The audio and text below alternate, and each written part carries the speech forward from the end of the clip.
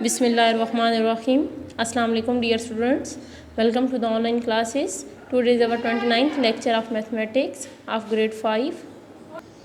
Dear students, today we start our new unit. ठीक है जी, new unit है आपके पास यूनिटरी मेथड. यूनिटरी मेथड आपके पास बेसिकली होता क्या है, describe the concept of unitary method. ठीक है, यूनिटरी मेथड होता क्या है, यूनिट से वर्ड निकले ना, तो यूनिट का मीन क्या होता है आपके पास जी, वन. ठीक है, means of one. In unitary method the cost of several object is given. ठीक है, कि आपको ज़्यादा चीज़ों की प्राइस जो है वो पता होगी, and then by finding the cost of one object, तो उसके ज़रिए हम एक चीज़ की जो कीमत है वो उसको क्या कर सकते हैं, फाइंड आउट कर सकते हैं. We can calculate the cost of similarly. ठीक है, कि अगर आपके पास ज़्यादा चीज़ें गिवन हैं तो हम एक चीज़ की जो है वो प्राइस या उसकी जो कॉस्ट है वो फाइंड आउट कर सकते हैं, और अगर एक ही आपको पता है तो ज़्यादा की भी हम जो है वो फाइंड आउट कर सकते हैं. ठीक है बच्चों, देखिए आपके पास एग्जांपल है, cost of one book is 20 rupees. ठीक है, एक बुक की कीमत आपके पास कितनी है, 20 रुपये. ठीक है, तो what is the cost of 10 such books. ठीक है, तो इस तरह की जो आपके पास 10 बुक्स होंगी, ठीक है,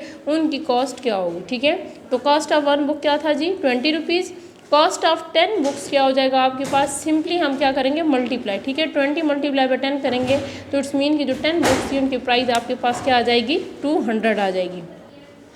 okay, come to the exercise 6.1. 6.1 में फर्स्ट क्वेश्चन है आपके पास, if a carpet is sold. ठीक है, फॉर आपके पास कितने रुपीज़ है जी, अगर एक कारपेट जो है वो बेची गई है, और किस तरह से बेची गई है, 1550 पर स्क्वायर मीटर. ठीक है, कि एक स्क्वायर मीटर के हिसाब से, पर का मीनिंग क्या होगा, 1. ठीक है, कि पर स्क्वायर मीटर के हिसाब से अगर की गई है. ठीक है, तो how much will cost to cover a room that measure 20 square metre. ठीक है, कि अगर आपके पास, अब आपको क्या बताया गया है कि एक स्क्वायर मीटर की जो आपके पास प्राइस होगी कारपेट की वो कितनी है, 1550 रुपीज़. जबकि अगर आपने 20 स्क्वायर मीटर पे लगानी है कारपेट, रूम को कवर करना है, तो उसके लिए हमें कितनी चाहिए होगी. तो इसके लिए देखते हैं हम अपना क्वेश्चन नंबर 1. ठीक है, ओके बच्चों, तो फर्स्ट क्वेश्चन था क्या जी आपके पास. ठीक है, प्राइस आपको गिवन थी पर स्क्वायर मीटर के. अब आपने जो इन क्वेश्चंस को सॉल्व करना है ना, तो सॉल्व करने का आपके पास तरीका क्या है, सिंपली हम क्वेश्चन में जो है वो क्या करेंगे बच्चों, कि आपको जो गिवन चीज़ गिवन है उसको हमने इस तरह से फॉर्म में लिखना है. एक चीज़ आपको गिवन है कि आपके पास उसकी प्राइस अगर एक स्क्वायर मीटर की हम बात करते हैं, ठीक है, तो उसकी प्राइस कितनी है, 1550 रुपीज़. ठीक है, और उसने कितना एरिया कवर किया, 1 स्क्वायर ना. तो अगर हमने 20 मीटर स्क्वायर जो है अगर हमने एरिया कवर करना है तो उसके लिए कितनी प्राइस जो है हमें चाहिए होगी.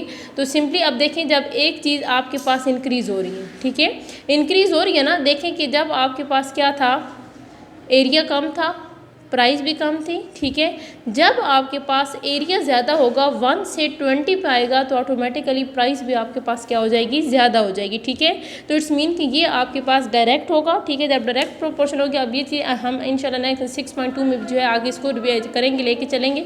ठीक है, तो वहाँ पर ये जो चीज़ है आपको ज़्यादा क्लियरली जो है वो समझ आ जाएगी. ठीक है, इन क्वेश्चन का स्टेप नंबर 1 तो ये है कि आपने देखना है कि आया आपके पास जो क्वेश्चन हम कर रहे हैं उसमें वैल्यू आपके पास इंक्रीज़ हो रही है या नहीं. ठीक है, अगर एक क्वांटिटी इंक्रीज हो रही है तो दूसरी भी आपके पास हो रही है या नहीं. ठीक है, एक चीज़ तो ये देखेंगे, और उसके बाद आपने एरोज लगाने हैं. ठीक है, एरो लगाने के बाद जो क्वेश्चन को जब हम सॉल्व करेंगे आगे, तो इसमें आपने वैल्यूज़ कैसे लिखनी होगी, x डिवाइडेड बाय 1050. ठीक है, ये जो फर्स्ट वाली वैल्यू उसको हम इस तरह से लिखेंगे, और अगली वैल्यू में क्या हो जाएगा, आपके पास क्या आ जाएगा, 20 डिवाइडेड बाय 1. तो एक बात बच्चों, जहाँ पे एरोस लगा रहे हैं, ये चीज़ आपने ध्यान में रखनी है कि जिस साइड से आपके पास उसकी जो टेल होगी ना, वो वैल्यू हमेशा आपने ऊपर रखनी है, और जहाँ उसका हेड होगा वो वैल्यू आपके पास नीचे आएगी. ठीक है, जैसे आप ये नेक्स्ट में भी जो है इसका देख सकते हैं कि जो आपके पास इसकी टेल थी वहाँ पर जो वैल्यू थी वो हमने ऊपर रखी, और जो यहाँ पर हेड था वो वैल्यू आपके पास क्या आ गई, नीचे. अब यहाँ तक करने के बाद हम क्या करेंगे जी, क्रॉस मल्टीप्लिकेशन कराएंगे. क्रॉस मल्टीप्लिकेशन आपके पास क्या होती है, वैल्यूज़ को क्रॉस में मल्टीप्लाई करवाना है. ठीक है, देखें यहाँ पे आपके पास ये वैल्यू थी, इसको हम 20 से मल्टीप्लाई करवाएंगे और x को 1 से मल्टीप्लाई करवाएंगे.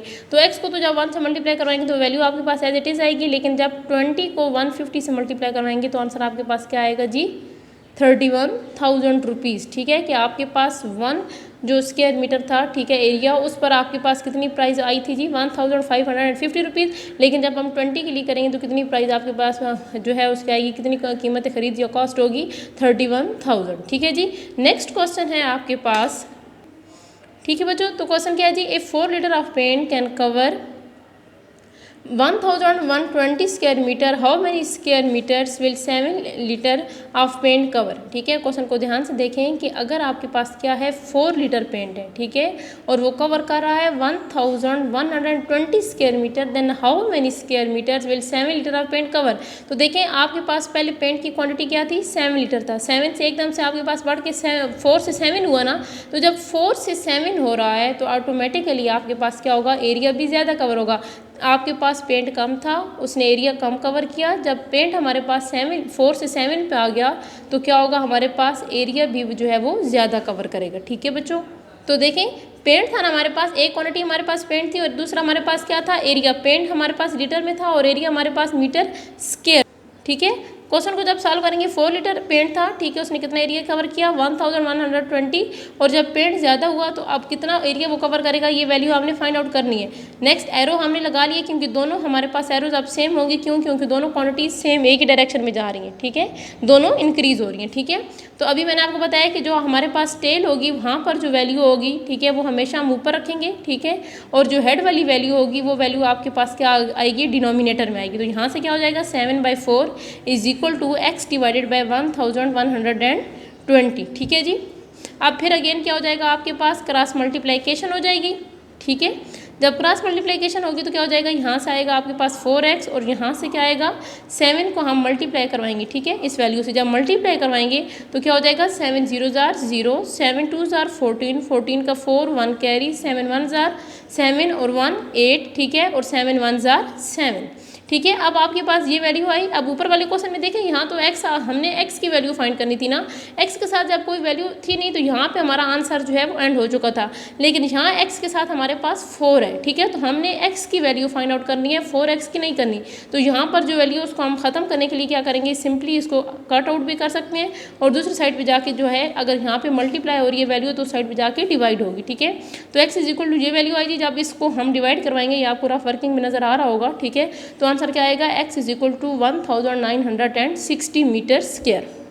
इसी तरह से बच्चों आपके पास क्वेश्चन नंबर 3 है, if the scale on a map, ठीक है, reads 2 centimetre is equal to 50 kilometre, how many kilometres are there between 2 cities whose distance on a map is 7.5 centimetre. अब क्वेश्चन को ध्यान से देखें कि हम मैप्स पर अक्सर स्केल जो है वो यूज़ करते हैं। ठीक है, तो स्केल का अब क्या होता है कि हम उसको क्या करते हैं कि उसकी वैल्यूज़ इस तरह से लेते हैं। ठीक है, कि अब अगर एक जो है वो कांस्टेंट डिस्टेंस होगा तो उसको हम क्या करते हैं कि एक स्पेसिफिक जो है हम वो स्केल खुद से जो है कर लेते हैं। ठीक है, ताकि उससे क्या हो, क्योंकि अब देखें अगर 50 किलोमीटर की बात हो रही है तो ये तो हम एक पेज पर ड्रा करने से नहीं, तो हम क्या करते हैं कि छोटे छोटे स्केल ले लेते हैं। ठीक है, और हम कंसिडर करते हैं कि ये हमारे पास इस चीज़ की इक्वल है।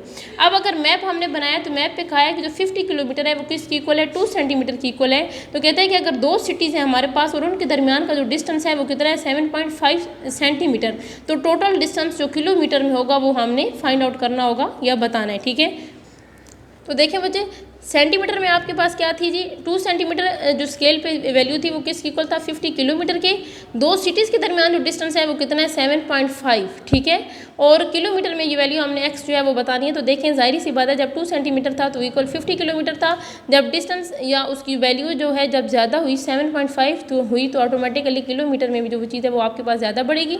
फिर अगेन यहाँ तक करने के बाद जो नेक्स्ट स्टेप है उसमें आपने क्या करना होगा, जो होगा टेल वाली वैल्यू होगी वो हमने क्या करनी है ऊपर लिखनी है और हेड वाली वैल्यू क्या हो जाएगी नीचे आ जाएगी। ठीक है, इस तरह से हमने वैल्यू को लिखा। अब हम क्रॉस मल्टीप्लिकेशन करवाएंगे। थर्ड स्टेप हमारे पास बच्चों क्या है, फर्स्ट में हम क्या करेंगे एरो लगाएंगे, सेकंड में हमने वैल्यू को इस तरह से फ्रैक्शन की फॉर्म में लिखना है, थर्ड में आपके पास क्या हो जाएगा कि ये वैल्यू में हमने क्रॉस मल्टीप्लिकेशन, ये आपके पास स्टेप नंबर 3 है। ठीक है बच्चों, अब हमारे पास क्या हो जाएगा जी, मल्टीप्लाई करवाएंगे क्रॉस में तो क्या आ जाएगा 2x। 7.5 को जब हम 50 से मल्टीप्लाई करवाएंगे तो बजाय इसके कि हम इसको वो मल्टीप्लाई करवाते रहें, सिंपली हम क्या करते हैं इसकी जो है इस जो पॉइंट है इसका पॉइंट ख़त्म करते हैं। तो 75 डिवाइडेड बाई पॉइंट के बाद जितने डिजिट होते हैं हम उतने जीरो लगा सकते हैं ना। ठीक है, तो 75 divided by 10 multiply by 50, zero zero से कैंसिल, नीचे डिनोमिनेटर में जस्ट आपके पास क्या रह गया बच्चों 1। ठीक है, 75 को 5 से मल्टीप्लाई करवाएंगे तो वैल्यू क्या आएगी 375। अब देखिए हमने x की वैल्यू फाइंड आउट करनी थी 2x की नहीं, तो यहाँ पर जो 2 एक्स्ट्रा था उसको दूसरी साइड पे हम क्या कर देंगे डिवाइड। अब ये जो वैल्यू आई है जब इसको हम डिवाइड करवाएंगे तो आंसर क्या आएगा 187.5 किलोमीटर आपके पास जो है वो टोटल 2 सिटीज़ के दरमियान इतना डिस्टेंस है। ठीक है, ये आपके पास आंसर है। आगे जी आपके पास नेक्स्ट क्वेश्चन नंबर 4 है आपके पास, if a person burns 120 calories in 15 minutes of cycling, ठीक है, कि अगर एक बंदा जो है वो साइकिल चला रहा है, ठीक है, और वो कितनी जो है कैलोरीज वो बर्न कर रहा है, ठीक है, 120 कैलोरीज, और टाइम कितना उसने जो है लिया है 15 मिनट्स। अच्छा, how many calories will the person burn in 75 minutes. आप ध्यान से देखें क्वेश्चन कि हमारे पास क्या था, उसने साइकिल जो है वो जब साइकिलिंग की, ठीक है, तो 15 मिनट में उसने कितनी कैलोरीज जो है वो बर्न की थी 120, ठीक है। तो जब टाइम ज़्यादा हुआ 75 मिनट्स हुआ तो ऑटोमेटिकली यहाँ पर कैलोरीज जो हैं वो भी आपके पास क्या होंगी, इंक्रीज़ होंगी, ठीक है।